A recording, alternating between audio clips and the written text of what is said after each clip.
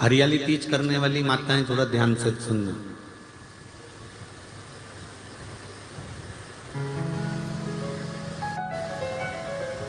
हरियाली तीज जब माताएं करती हैं तो एक हरियाली तीज, एक गणगौर की तीज, ये दो तीज के व्रत ऐसे होते हैं जिसमें जब माताएं करती हैं तो उस समय पर उमा, ब्रह्मणी और लक्ष्मी, इन तीनों की आराधना का फल उसको केवल एक व्रत से प्राप्त हो जाता है। अब देखिए, व्रत से एक ही उपवास से उसको संपूर्ण तप साधना का फल प्राप्त हो रहा है, संपूर्ण तप साधना का फल उसको मिल रहा है। मात्र एक व्रत से, केवल एक व्रत कर रहे हैं, संपूर्ण तप साधना का फल उसको प्राप्त हो रहा है। तो ब्रह्मणी ने ब्रह्मदेव से मांगा, लक्ष्मी जी ने भगवान विष्णु से मांगा, पार्वती जी ने भगवान शिव से मांगा कि ऐसा वर दे दीजिए जिस वर से एक ही व्रत करने से संपूर्ण फल की प्राप्ति हो जाए, संपूर्ण फल मिल जाए। ऐसा एक व्रत का फल दे दीजिए, मात्र एक व्रत का। अब देखिए, ब्रह्मा, विष्णु और महेश, इन तीनों की जो देवियां हैं, ब्रह्मणी, लक्ष्मी और पार्वती, थोड़ा ध्यान लगाकर सुनना। तीज शिव महापुराण की कथा ही नहीं है, आप जो तीज करते हो, हरियाली करो चाहे सातुड़ी करो, उस तीज की महत्वता क्या है, इस हिंगोली की शिव महापुराण की कथा में अपने को समझना है कि उसकी मूल तत्वता, उसकी महत्वता है क्या, उसका महत्व क्या है। भगवान ब्रह्मा, भगवान विष्णु और भगवान शिव, इन तीनों की जो अर्धांगिनियां, ब्रह्मणी, लक्ष्मी और पार्वती, इन तीनों ने तप कर कर, साधना कर कर ब्रह्मदेव को, भगवान विष्णु को और भगवान शंकर को प्राप्त किया। और तीनों ने प्राप्त कर कर तीनों देवताओं से वर मांगा कि वर हमको ऐसा दीजिए कि हमारे तप साधना का फल नारी को तीज के दिन प्राप्त हो जाए। अब एक बात ध्यान से सुनिएगा, सारे व्रत, आपका अगर स्वास्थ्य खराब हो गया तो आप व्रत छोड़ सकते हो। जितने भी व्रत आप लोग कर रहे हैं पूर्व के, सोमवार, मंगलवार, एकादशी, छठ, पंचमी, चतुर्थी, अगर आपका स्वास्थ्य खराब है तो आप उस व्रत को छोड़ सकते हो, सारे व्रत को छोड़ सकते हो। पर तीज का जो व्रत होता है, ये व्रत एक बार लेने के बाद जब प्राण छूटते हैं तभी ये व्रत समाप्त होता है, अन्यथा बीच में ये व्रत समाप्त नहीं।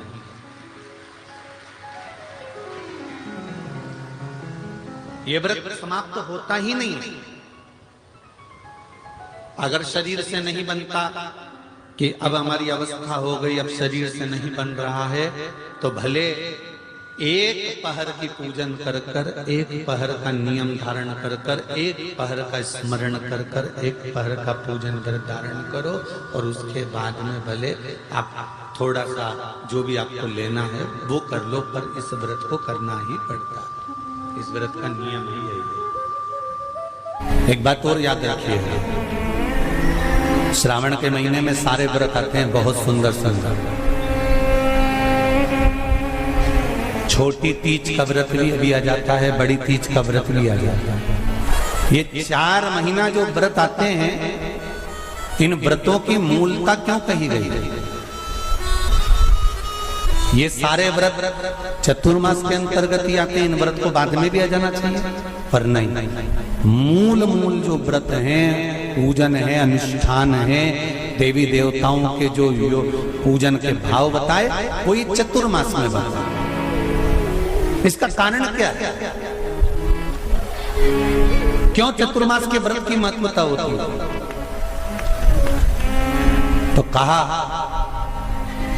इस चातुर्मास के अंतर्गत स्त्री नारी जो व्रत धारण करती है, हाथों में चूड़ा पहनना, पाँव में पायल पहनना, महावुर लगाना, मेहंदी लगाना, ये जितने छोटी तीज, बड़ी तीज और अन्य तीजों आएंगे, त्योहार आएंगे चतुर्मास में, माताएं हरतालिका तीज हुई, छोटी तीज, बड़ी तीज हुई, भादों के कोई व्रत हुए, अनुष्ठान हुए, छठ हुई, पूजन, जो भी माताएं पूजन करेंगी उसके अनुसार वो हाथों में, शरीर पर 16 श्रृंगार धारण करती हैं, बहुत सारे श्रृंगार धारण करती हैं, और श्रृंगार धारण करने के साथ साथ माताएं अखंड सौभाग्य की वस्तुएं भी इन 30 त्योहार पर दान करती हैं।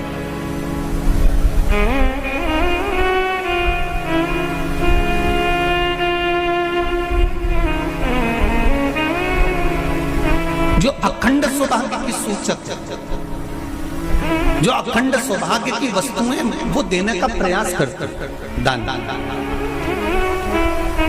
क्यों जीजियो, एक बात बताओ, जितने भी माताएं कथा सुन रही हैं और जितने फेसबुक यूट्यूब पर सुन रहे हैं और जितने आस्था चैनल पर सुन रहे हैं, श्रावण के महीने की श्रावण शिव महापुराण की कथा सुन रहे हैं, एक बात दिल से बताना, जितनी सौभाग्यवती माताएं होती हैं, ये संक्रांति पर भी 13 चीजें दान करती हैं, 14 चीजें दान करती हैं। बीच में कोई 16 सोमवार का उद्यापन करेंगी तो भी सुहाग की सामग्री देंगी, उद्यापन करेंगी तो भी सुहाग की सामग्री देंगी, कोई कार्य करेंगी तो भी सौभाग्य की सामग्री देंगी। सौभाग्य की सामग्री का दान क्यों किया जाए? सौभाग्य सूचक वस्तुओं का दान क्यों किया जाए? सौभाग्य की वस्तुएं क्यों प्रदान करी जाती है, क्यों दी जाती है? उसका कारण क्या है?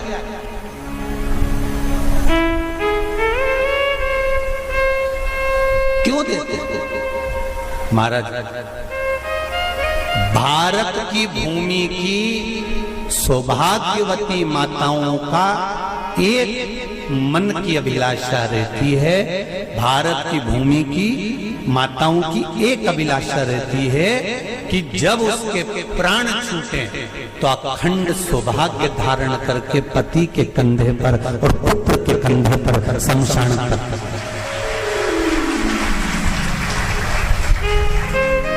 ये भारत की भूमि की माताओं की सोच है, उनके मन का संकल्प, उनके मन का भाव। मेरे भारत की माताएं अखंड सौभाग्य की वस्तुएं धारण कर अपने आप को गौरवान्वित महसूस करती हैं, और विदेश की माताएं ये सब वस्तुएं उतार कर गौरवान्वित महसूस करती हैं।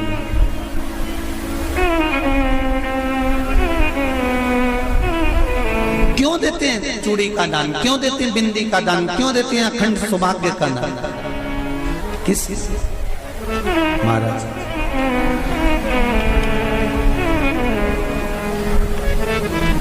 मेरे हाथों में भर भर के चूड़ी रहे, मेरे हाथों में भर भर के चूड़ी, और मैया कोई कामना, मेरे मस्तक पे चमकती चूनर रहे, मेरे मस्तक पे चमकती चूनर रहे, और मैया कोई कामना, मेरी मांगों में भर भर के सिंदूर रहे, मेरी मांगों में भर भर के सिंदूर रहे, और मैया कोई कामना नहीं, मेरे पाँव में बिछुड़ी का जोड़ा रहे, एक बिछुड़ी नहीं, कितनी? 2, 3, 4, 5। एक एक पांव में जोड़े से बिछुड़ी होना चाहिए, केवल एक नहीं, सिंगल नहीं। वो तो आजकल का फैशन हो गया महाराज, जो केवल एक बिछुड़ी धारण कर लो उसी में फैशन दिखे। श्रावण की शिव महापुराण की कथा कहती है, जब बेटी को विदा करा जाता है और पहली बार बेटी के पांव में जब बिछुड़ी डाली जाती है तो वो बिछुड़ी भी अलग अलग नहीं होती, उस बिछुड़ी के जोड़ को चेन से एक दूसरे से बंधा हुआ होता। बोला सही है कि गलत है? पाणी ग्रहण संस्कार किसी बेटी का होता है, उसके पांव में जब पहली बार बिछुड़ा पिनाया जाता है, बिछुड़ी पिनाई जाती है, तो वो बिछुड़ी भी एक दूसरे से बंधी हुई होती है, चेन से बंधी हुई होती है। उसको अलग अलग वाली बिछुड़ी शादी के मंडप में नहीं पिनाई जाती। क्यों? जैसे ये बिछुड़ी एक दूसरे से पांव में बंधी हुई है, तुम्हारी जिंदगी अंतिम श्वास तक ऐसी ही बंधी की बंधी हुई है, यही वर्णन है। वो तो अब माताओं ने थोड़ा सा फैशन चेंज कर दिया, अब पांव में ज्यादा बिछुड़ी नहीं पहनती, गड़ती है, चुभती है, एक बिछुड़ी धारण है। महाराज पर नहीं, बिछुड़ी भी 2 हो, जोड़े से। हमारी माताएं, भारत की भूमि की जो माताएं हैं, ये चूड़ी भी हाथ में पहनती है तो जोड़े से पहनती है। बोलो जैसा सही है कि गलत है? एक अकेली चूड़ी माताएं हाथ में धारण नहीं करती हैं। अगर भारत की भूमि की संस्कारित माताएं हैं और भारत की भूमि की सभ्यता और संस्कृति को जानती है तो अकेली चूड़ी नहीं, जोड़े की चूड़ी पहनेगी, 2 चूड़ा डालेगी, 4 डालेगी, 12 डालेगी, पर सिंगल नहीं, अकेले। और सरल भाषा में समझ लो, हमारे यहाँ ठेले पर लेने जाओ तो जो केले अपन खाते हैं वो भी सिंगल नहीं देते, उसको भी जोड़े से दिया जाता है। 2 दूं की, 12 दूं की, आधी दर्जन दूं की 1 दर्जन दूं। अब अंदाजा लगाइए,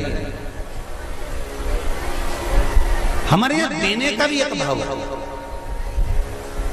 श्रावण के महीने की शिव महापुराण की कथा, जिसका नाम है श्रावण शिव महापुराण की कथा, ये कहती है कि पार्वती जी ने और गंगा जी ने ये चतुर्मास में जितना सौभाग्य का दान दिया है, उनके बराबर दुनिया का कोई व्यक्ति इतना सौभाग्य का दान नहीं दे सकता, जो माता गंगा और पार्वती दोनों दान दे रहे।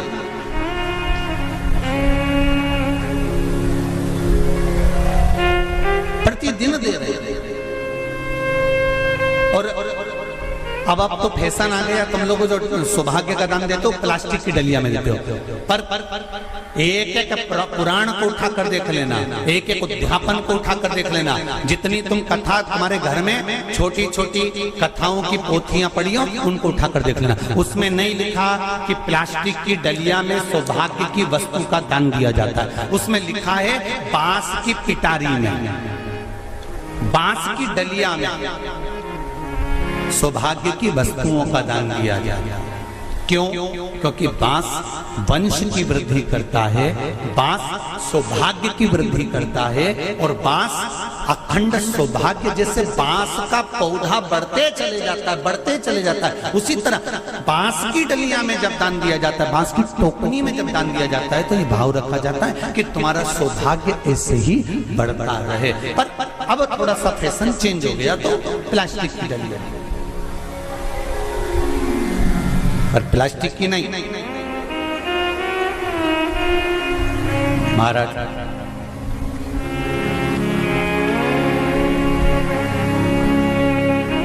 शिव तत्व की ओर चलते, शंभु शरणे पड़ी मांगू घड़ी रे घड़ी, दुख काटो दया करी दर्शन गंगा मैया और पार्वती मैया चतुर्मास के अंतर्गत जो त्योहार पड़ता है, चतुर्मास के अंतर्गत जो व्रत पड़ते हैं, ये किसी दूसरे के नहीं है। तीज का व्रत माता पार्वती का, छठ का व्रत माता पार्वती का, चतुर्थी का व्रत माता पार्वती का, ये सारे व्रतों की शुरुआत गंगा और पार्वती ने अपने बल से। बोलो हर हर महादेव। ये अपने बल से, अपने बल से।